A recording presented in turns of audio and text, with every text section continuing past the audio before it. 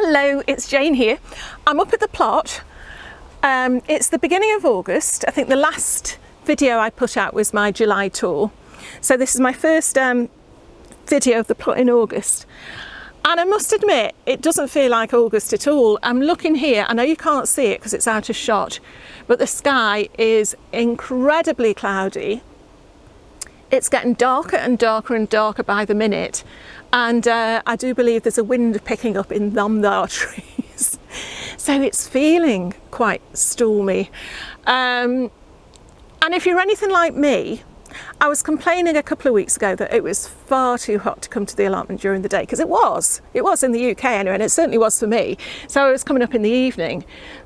But now it doesn't feel like gardening weather. And even though there are things to do, there are no things that are pressing enough to think, I've got to get up and do that. I've got to do this. I've got to do that. I've got to do some summer pruning on the pears and the apples. I've got to take a look at the stone fruits, so the plums and the damsons, because really summer is the best time to prune those. You don't want to be pruning them like you do with all the other plants in winter, or they'll open up to, they can get something called silver leaf disease, which is what I wish I'd known before I pruned the one back in my back garden many years ago. I won't get rid of it though, it still gets lovely plums on it. But yeah, so there are things to do. But to be honest, I was walking Rocky around the fields. Rocky is down there. This is brilliant off-camera gardening, isn't it? I swear, we've got dark clouds up there, we've got Rocky down there, we've got Father Christmas in the corner. Don't even mention that word. This is why I don't get subscribers. But yeah, I was walking Rocky around the fields. And I know a lot of people who do videos are absolutely brilliant, and they plan what they're going to do in advance so that by the time it comes to film the video, they've got, stuff in the can, they've got the knowledge, they know exactly what they're doing. I'm a little bit more, I'm not going to use the word disorganised, I'm going to use the word organic because it sounds a bit nicer. In that, I'm not just going to go and harvest the beans for the sake of it. I'll harvest the beans because I'm excited about it and I want to show you them. You know what I mean? I'm not just going to do it because it says at such and such a date in my diary I must film harvesting the beans. If you do that and you watch, that's fine. I watch loads of people one of those days, harvesting all sorts of stuff, and I love it. But for me, yeah. Anyway, I was going back to, this is what it's like, isn't it? This is why I really should plan. Going back to walking around the fields with Rocky. And I just thought, I'm just going to sit and have a chat. Switch off now if you want to. So it's just going to be me having a chat. And just generally about my feelings on the garden so far this year. And hopefully a little bit of encouragement for those of you who might have just lost their gardening mojo a bit. I know quite a few of you. There are several people who make videos, there are people with Facebook pages. I've got friends who've just started gardens this year. And a lot of the topics of conversation I've had with them have been, they're feeling a bit, And I think the thing is, and I'm used to it now because I've been doing this for a good few years, and I'm used to the cycle, not just of the garden, but of how I react to the garden, what the garden does for me, and that's good, and also what's bad. And interlinked with that are the emotions that I have attached to my garden. There'll be a better word for it, I'm sure you're shouting it at the screen. But if I give you an example, sort of, I don't know, January. I would say January. I mean November, October, November. We're only just finishing harvesting, aren't we? And we're desperate to get on to the next bit, so we'll have seed catalogues and things landing on the doorstep. And that's great. But really for me, January, when Christmas and all that cuffle and shuffle and perfuffle and kerfuffle is out the way, that's when I start thinking about the garden again. And that's when it's frustrating, because January and February, you can get sowing things, you can get your broad beans in, you might have dug up your potatoes for Christmas dinner, you might have your leeks in. There's a few things, but you're really starting to plan for the garden for the year ahead. And That for me is the exciting bit. February, okay, we can actually start putting some seeds in now. So we start putting seeds in. The temptation, it's starting to rain, the temptation every year is to get your seeds started as soon as possible. And that's one thing that I didn't do this year that I'm quite proud of myself for. I hung back a little bit.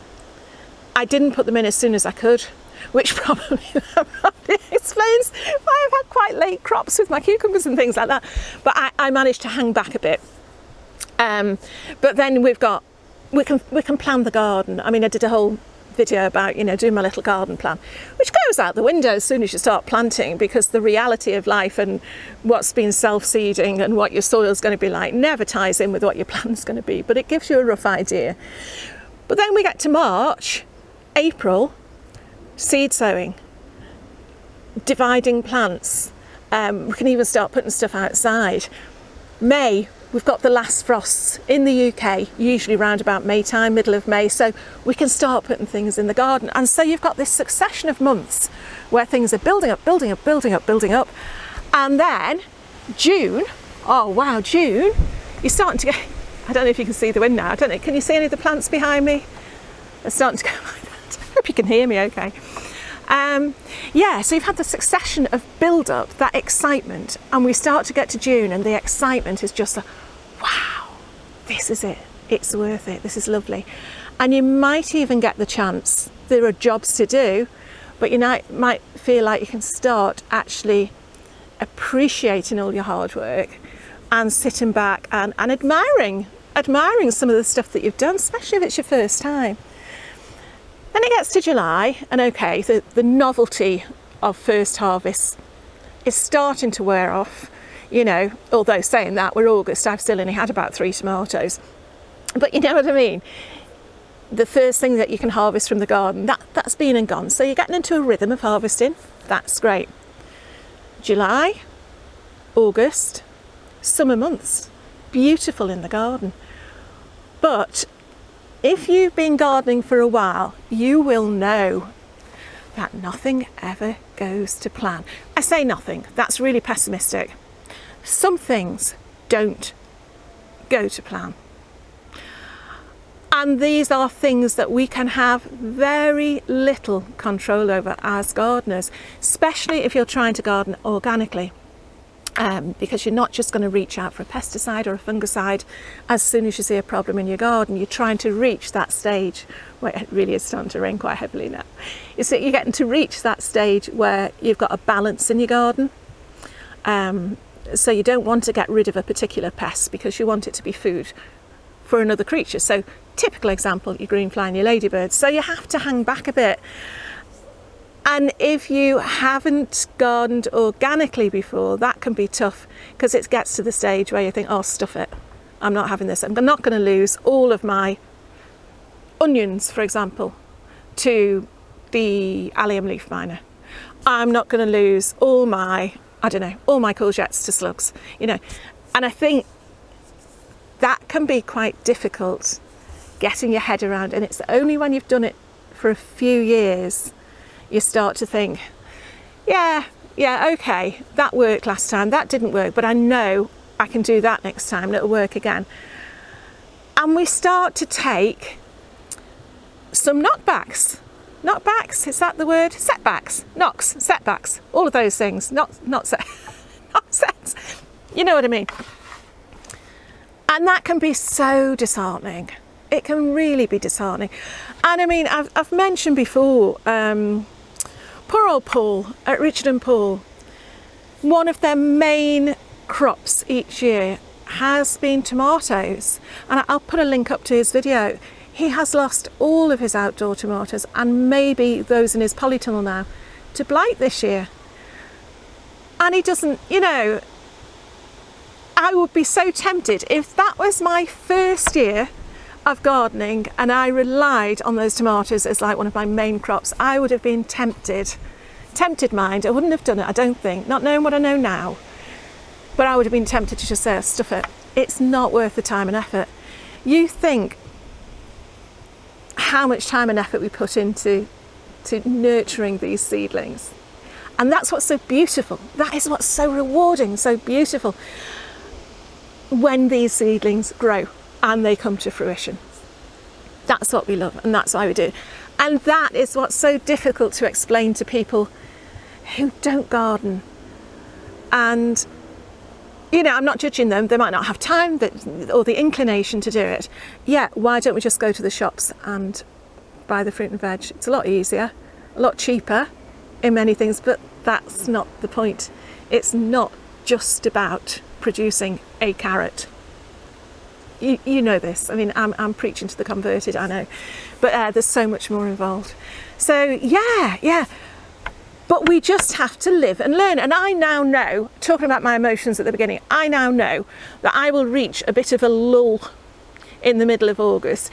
And interestingly, I've just put on the Facebook group this afternoon, I've asked people what is their favourite month of the year in the garden and why. And I've put May, because for me, May is we're starting to get outside, we're getting longer nights, we can start to think about spending evenings. So all my plans are still going to plan, nothing's come, you know, tend not to have had anything coming from off that way to knock me. You know, I've still got control over it. And I thought a lot more people would say May, because for me that's when things are starting to grow. But we've had a really mixed bag of answers. We've actually had someone in September saying September, and they're from Australia. And of course, for them, September is their springtime. Makes sense, doesn't it? Quite a few people have said August, because that's when, that's when all the harvesting is coming in.